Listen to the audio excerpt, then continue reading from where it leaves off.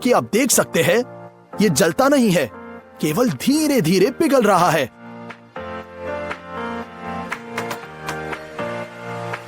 फिर हम इसकी राख लेंगे और इसमें चीनी डुबोएंगे।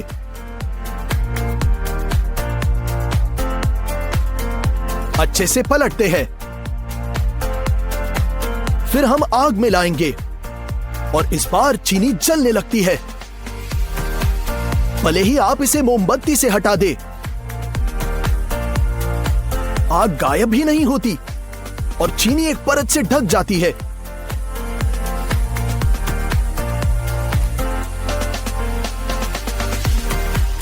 और फिर फट जाती है, ऐसे ही। लेकिन कभी कभी चीनी बिना विस्फोट के जल सकती है। ये देखिए, ऐसे। आपको क्या लगता है यहां हो क्या रहा है?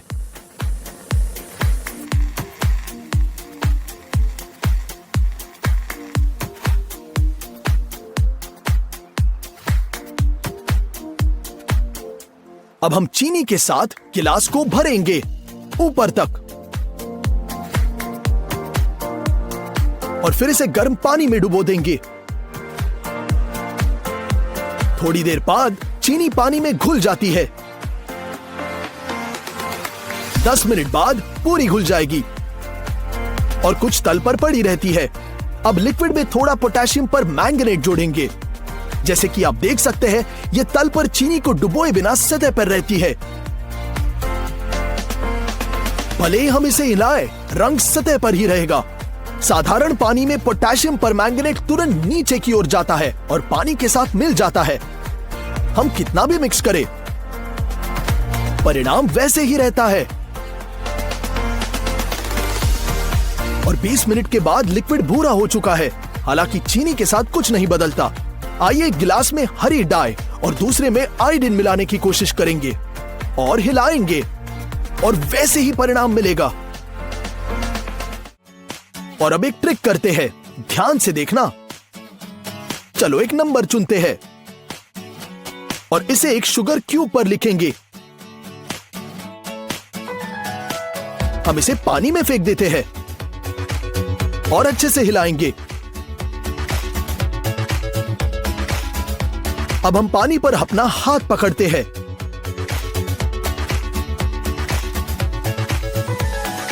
और नंबर चमत्कारिक रूप से हाथ की हथेली पर दिखाई देगा। और यहां सीक्रेट है, हम सिर्फ अपनी उंगली पर चीनी के साथ एक नंबर प्रिंट करेंगे और फिर हम इसे एक व्यक्ति के हाथ पर रख देते हैं, बस ऐसे। है ना अमेजिंग? चलो एक गुब्बारा और एक फनल लेते हैं। इसकी मदद से हम अंदर चीनी डालेंगे। चलो सोडे की बोतल लेंगे और गर्दन पर हमारे गुब्बारे को खींचते हैं। चीनी फैलाने की कोशिश करेंगे। अब हम हिलाते हैं और देखते हैं कि फोम और गैस जल्दी से गुब्बारे को कैसे भरते हैं। उफ, ये तो बह गया। आइए इसे अन्य सोडाओं के साथ आजमाएंगे।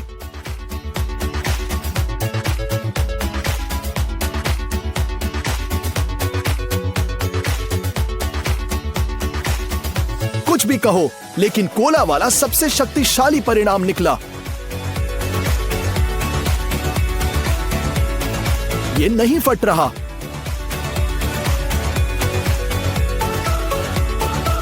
एक बेकिंग शीट पर एक लकड़ी का बोर्ड रखेंगे और उस पर थोड़ी चीनी डालते हैं। इसमें एक सूखा पोटेशियम परमैंगनेट जोड़ेंगे। हम इन पदार्थों को एक लकड़ी के छड़ी के साथ मिलाएंगे और फिर हम इन्हें कुचलने लगते हैं बिल्कुल अच्छे से। उन्हें एक होमोजेनस डस्ट में बदल देते हैं।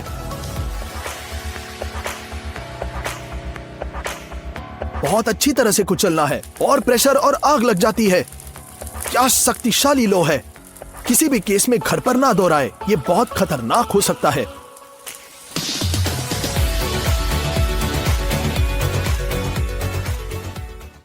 आइए एक फूड रैप लेंगे और इसमें से 2 समान स्क्वायर्स बनाते हैं। प्रत्येक पर लगभग 2.5 बड़े चम्मच चीनी डालेंगे। एक स्क्वायर में 1 चम्मच स्टार्च का और 1/4 जोड़ेंगे, मिक्स करेंगे और एक बैग में लपेटना शुरू करेंगे, पोटली जैसे। हम इसे सपोर्ट के लिए धागे से बांध देंगे।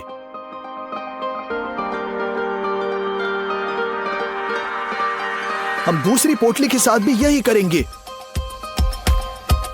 लेकिन एक अलग रंग के धागे के साथ। एक्स्ट्रा काट लेंगे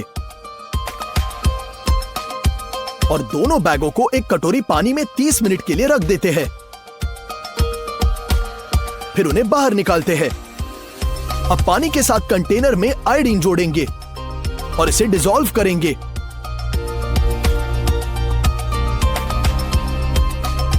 हम समाधान पर अपने बैग लटकाएंगे और उन्हें ढक्कन के साथ कवर करते हैं।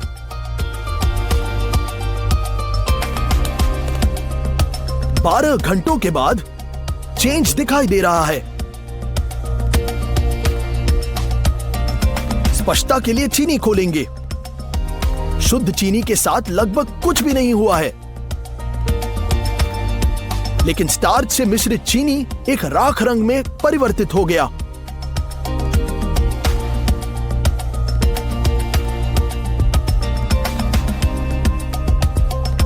अब एक कटोरे में कुछ चम्मच पाउडर्ड चीनी डालते हैं और फिर थोड़ा सोडा। अब हम एक बेकिंग शीट पर रेत डालेंगे। अब उसमें गड्ढा करेंगे। इस गड्ढे में हम शराब डालते हैं ताकि ये अच्छे से भीग जाए। ऊपर हमारा मिक्सचर डालेंगे।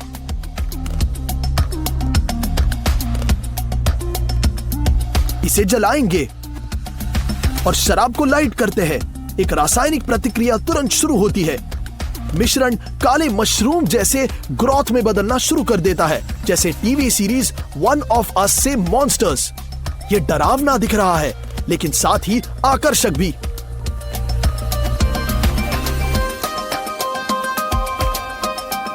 और अंत में यही बचा है, ऐसा विचित्र आकर्षण।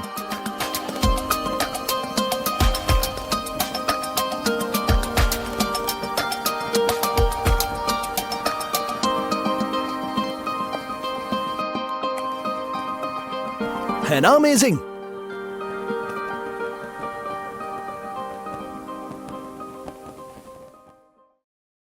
चलो सल्फ्यूरिक एसिड लेते हैं और बहुत सावधानी से इसके साथ चीनी को लगाना शुरू कर देंगे। थोड़ा सा डालेंगे और आप देखते हैं कि चीनी धीरे धीरे काली होनी शुरू होती है। जब तक जारी रखेंगे जब तक कि सारी चीनी काली न हो जाए। अब हम बस देखते रहेंगे, देखेंगे कि चीनी से लिक्विड कैसे निकलने लग रहा है। बिल्कुल पिघल रहा है।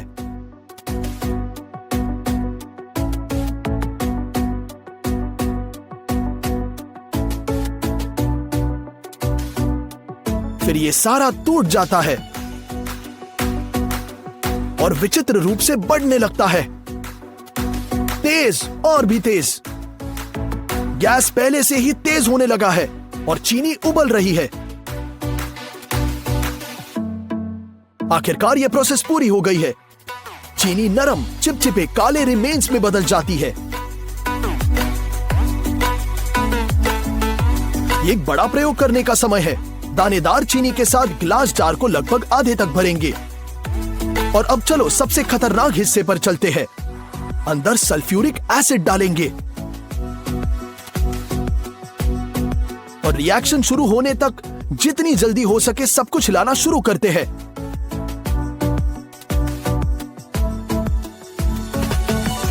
अब केवल एक सुरक्षित दूरी से निरीक्षण करना शुरू करेंगे। फिर से इंग्रेडिएंट्स धीरे धीरे काले होने लगते हैं और फिर गैस और धुआं दिखाई देता है, जिसके बाद कंटेनर से एक बड़ा काला कुछ रेंगने लगता है। कुछ हद तक बाहरी अंतरिक्ष से एक स्लग जैसे दिख रहा है। अस्पष्ट है पर बहुत अजीब है। जैसे कि आप देख सकते हैं, द्रव्यमान चीनी और एसिड द्वारा कब्जा की गई मात्रा से बहुत अधिक बढ़ गया है। चलो करीब से देखेंगे। वाह, ये तो बहुत बढ़ गया है।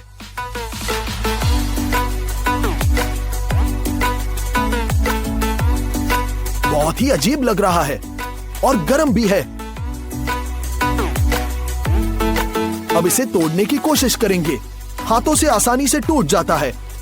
हम कंटेनर से अवशेषों को बाहर निकालते हैं, सिंक को पानी से भरेंगे और नल को खुला छोड़ देते हैं। बॉल को जेट के नीचे रखेंगे और देखते हैं कि ये कितनी तेजी से घूमना शुरू करता है। और यदि हम जेट को बॉल की तरफ मारेंगे तो फ्लो में बहेगा। अब हम इस धागे से बांधते हैं, जेट में फिर से लॉन्च करेंगे। ऐसा लगता है कि ये एक छड़ी है, लेकिन सही दिशा में खींचकर हम अभी भी इसे बाहर खींच सकते हैं। यदि आपकी टेबल टेनिस गेंद थोड़ी पेंच गई है तो इसे सीधा करने के लिए कुछ सेकंड के लिए उबलते पानी में रखना सही होगा। देखिए कैसे गेंद अपने मूल आकार में लौट आई है। हम इसका फिर से उपयोग कर सकते हैं।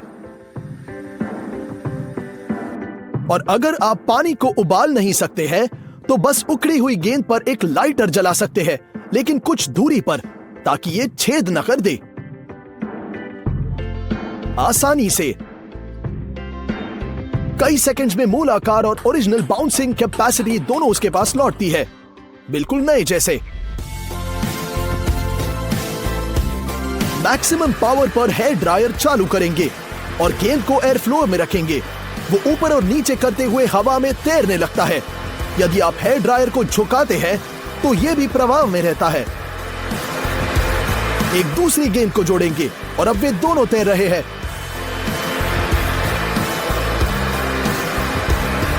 अब इनके ऊपर एक पेपर रोल को रखेंगे और वे अचानक इसके माध्यम से उड़ जाएंगे। चलो फिर से देखते हैं। और ये मैक्सिमम डिस्टेंस है जिस पर गेंद अभी भी धारा में रहेगी, उड़ रही है। आइए सबसे साधारण कॉकटेल ट्यूब लेंगे, इसे समकोण पर मोड़ेंगे और इसे अपने होठों के खिलाफ झोंकेंगे और अंदर से जोर से हवा फूंकना शुरू करते हैं और दूसरी छोर पर गेंद रखेंगे। देखिए कितने तेजी से घूम रहा है। टाइम केवल आपके लंग कैपेसिटी पर निर्भर करती है। और अब यही ट्रिक करेंगे, बल्कि फनल के साथ। हम इसमें गेंद को रखते हैं, गेंद घूमने लगती है। भले ही लंबे समय तक न हो, ये जितना दिखता है उससे कहीं ज्यादा कठिन है। गिर गया। लेकिन अगर आप सिर्फ हेयर ड्रायर पर इस तरह से फेनल चिपकाते हैं तो बहुत आसानी से ये ट्रिक हो सकती है। देखिए ये डिवाइस कितना सक्षम है। गेंद को दूर मत छोड़िएगा, इसे जितना संभव हो उतना करीब रखें और ये अविश्वसनीय गति से घूमना शुरू कर देता है ना अमेजिंग?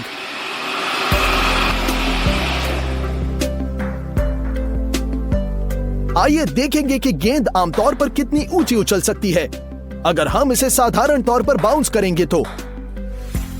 बढ़िया, लेकिन निश्चित रूप से हम और बेहतर कर सकते हैं। बेशक हम कर सकते हैं। गिलास में पानी लेंगे, इसमें बहुत कुछ नहीं होना चाहिए, बस गेंद को सेंटर में रखने के लिए थोड़ी जगह।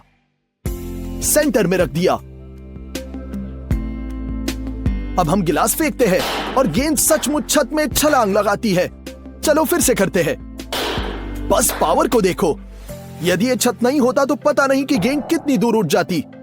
स्लो मोशन में, है ना अमेजिंग? क्या आपने कभी पिंग पोंग बॉल को आग लगाई है? आइए इस प्रोसेस की तुलना जलते पेपर से करेंगे। वाओ, ये शक्तिशाली आग है। जलती अग्नि ने चंद क्षणों में गेंद को राख कर दिया। गेंद कागज की तुलना में बहुत तेजी से जलती है। क्या आपने सोचा था कि ऐसे होगा? और राख हो चुकी है। बहुत ही तेजी से जल गई।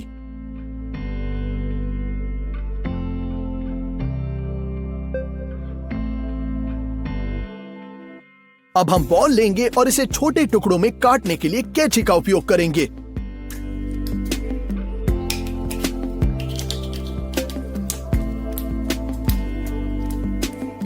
फिर हमें पन्नी की एक छोटी शीट की आवश्यकता होगी।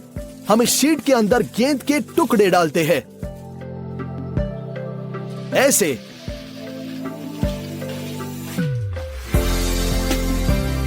और अब हम इसे कैंडी की तरह लपेटेंगे।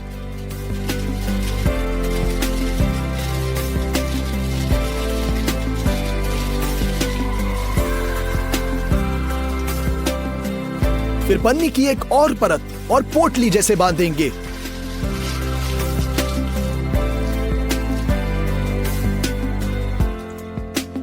आइए अपनी पोटली को एक खाली एक्वेरियम में रखते हैं और आग लगाते हैं।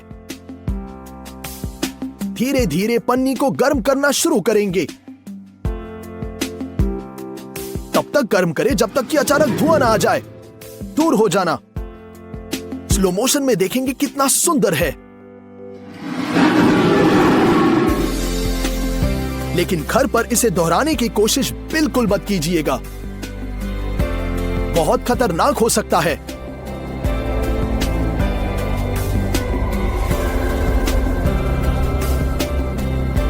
हाँ, ऐसे लग रहा है जैसे कि एक्वेरियम में वास्तविक फ्लेम थ्रोइंग ड्रैगन आ गया है। हालांकि कभी कभी आपको आग के फ्लेम के बजाय स्मोक